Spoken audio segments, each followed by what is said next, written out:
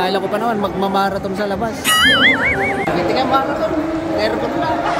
Hindi da pa inlasin. Hindi ginaganglit. Last lap. Ayun ang kapila. Kadwa dyan ni Juan. Crystal kan dyan siya. Dainted na nga registered number. Tapos dato'y t-shirt tayo.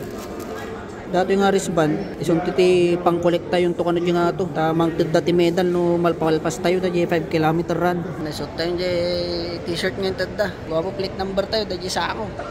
Run and walk in style. Baka book lang kanya mi ah. Dati kakatuwa mi agtaray. Alas 7 pa nga krugay. Libre lang dati na. Dati tada. Sabakan apple. Dala tayo ti danong tayo. Tapos dati pang tulak dati saba.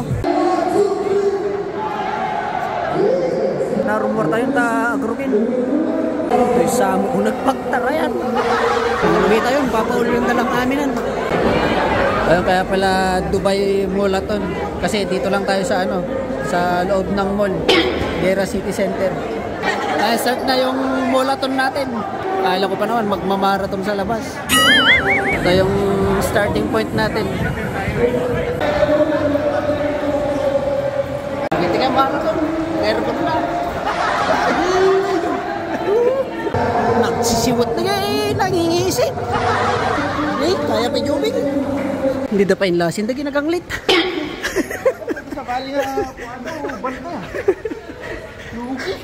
Pang malum ako matagay. Dapat nilupin eh. Talpas na nga tayo lapan na hindi ko. Egg arc. Sisiwat daw nga natin. Ito yung nangingisip. Pados. Naka second lap pa lang. Oh shit! Pagpay ni ate, tagayahot na danom. Last lap.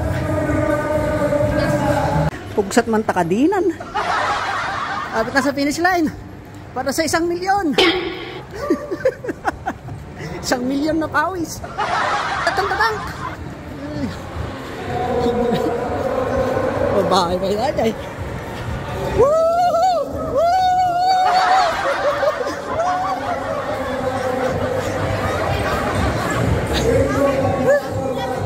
Basta niya 5 kilometer.